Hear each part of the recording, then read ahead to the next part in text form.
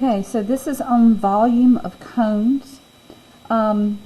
We just completed volume of cylinders, and so we're going to be comparing cylinders to cones. So we have a cylinder here and a cone here. So they have the same radius and they have the same height. Okay, but the volume of the cylinder is 120 inches cubed and the volume of the cone is 40 inches cubed. Let's look at example number 2. So this is example number 2, and again they have the same radius and the same height. They're sitting on their sides. The volume of the cylinder is 90 inches cubed and the volume of the cone is 30 inches cubed.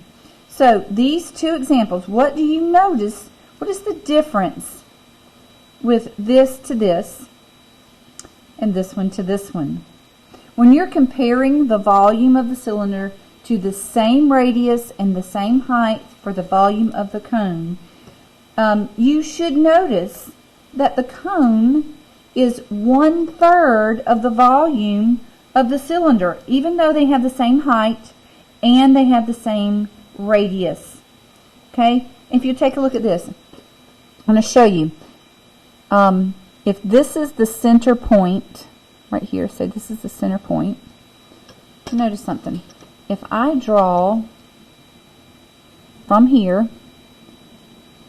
over to the edge and from here over to this edge, just see something here. Okay, here to here, this is the same as this. It is 1, 2, 3 broken into 3 different parts, right? But the cone is missing all of this and it's missing all of this. So it only has 1/3 of the volume of the cylinder. It's missing 1/3 and 2/3, so that's why the cone is 1/3. So now let's look at the formula and how it's broken up. So we have the volume of the cone. It will always be 1/3 the volume of the cylinder that has the same height and the same radius. Okay? So when we look at the formula for finding the volume of a cone, it can be written one of 2 different ways. They both mean the same thing. It can be written as volume equals 1/3 times the base times the height, or it can be written as volume equals base times the height divided by 3. Base times the height divided by 3. They both mean the same thing. And again, remember that the base is the area of the circle. Okay? And you can find the area of the base by using pi r squared. Okay? Pi r squared. So there is one more way to find it. You could also use volume equals 1/3 times pi r squared times the height. Okay, so you have multiple choices here. This, or this. Okay, remember that pi equals 3.14. So let's look at example number 1. Okay, and again, understanding that you can also do this in terms of pi. Remember, when you do it in terms of pi, you are not multiplying times pi. The pi symbol stays in there. Okay, so I'm going to use this formula right here, down here. Okay?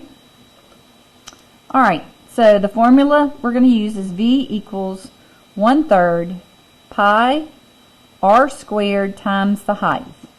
So now we're going to plug in our values. Let's look at our cone. We know that it is 1/3. So volume equals 1/3 times 3.14 times the radius. Here's our radius right here. The radius equals 5. So that's 5 squared times the height of our cone. Here's our height. Okay, and it's 12 inches times 12. All right, so you're multiplying all these things. Okay, so you're going to multiply, and remember when you're multiplying, you can multiply in any order, but we do have to square our radius first. So make sure you do this first. All right, and we can come over here. You got room over here. You can do your scratch work. And this is what it would look like. 1/3 times 3.14 times, well, 5 squared is 25, because it's 5 times 5 times 12. Now this is all multiplying right here, so you can multiply that in any order. I'm just going to start at the left and work my way to the right. Okay, so 3.14 times 25 times 12. Okay, that's 942. So now I have 1/3 times 942. 1/3 times 942 is basically just dividing by 3. Okay, so if I divide that by 3, I end up with 314. So my volume is 314, put our units, inches cubed. Okay? Alright, you're going to do the same thing for number 2. Now this one is actually sitting up with the base sitting here, and it's given your diameter. Remember, the diameter is all the way across. You don't need the diameter, you need the radius. So I want you working on number 2. Okay? Alright, so let's flip your paper over. Let's look at the back.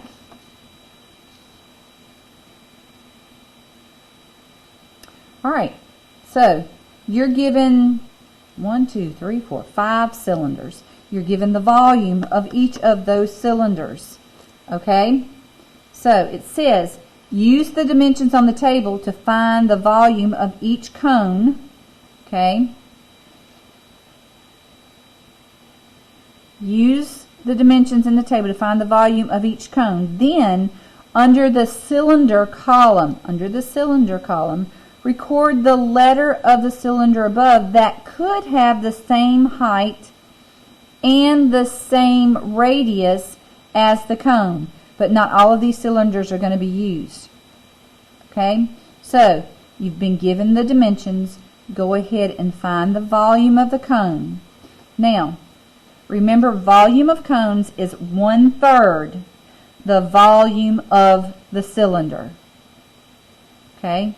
If you find the answer here, you're going to be multiplying times 3 to find out which one of these cylinders would match up and have the same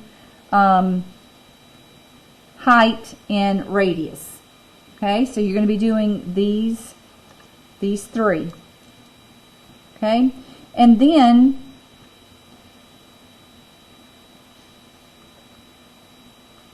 four, 5, 6, and 7, they're word problems, and you need to be able to use the formula for cones. Remember, we gave you several different options.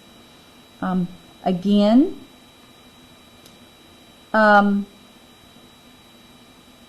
you have to read these questions carefully.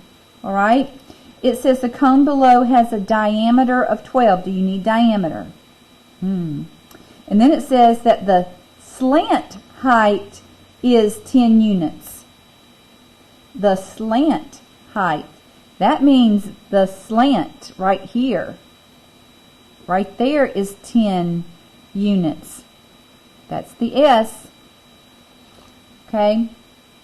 I don't want that. Refer back to Pythagorean theorem, 3D models. We talked about slants, and then we talked about how can you find the height. We don't have the height here. We just have the slant here. So you can find the radius, and they give you the hypotenuse.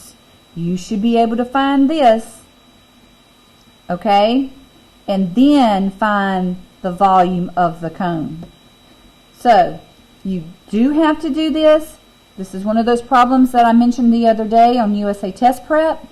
They're giving you some information that maybe indirectly will help you find the answer. And so here we go. Using our knowledge of Pythagorean theorem, this is the hypotenuse, this is your right angle. You can find that leg. Okay, you can find that leg.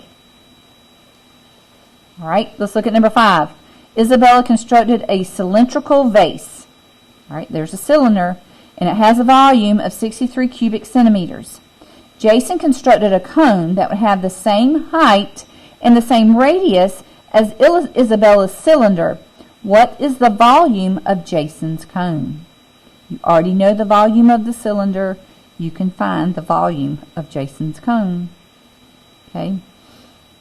All right, number 6 says that the cone has a volume of 300 units cubed. 300 units cubed. And the cylinder has a volume of 100 units cubed. Is it possible for the cylinder and the cone to have the same height and the same radius? Use what you know about cylinders and cones to determine if the height and radius are the same. Now, some of you are going to be able to look at this and give an answer, but you have to prove it. Okay, it says why or why not. All right, you got to be able to prove it. Look at number 7. A cone has a volume of 942 cubic inches, a height of 9 inches, but you don't have the radius. Okay? So you have the volume, you have the height, now you have to find the radius. So take your formula, fill in what you have, and then find the missing part. This is all that is balancing equations. Okay, finish that up. And if you have any questions, you can ask me on Monday.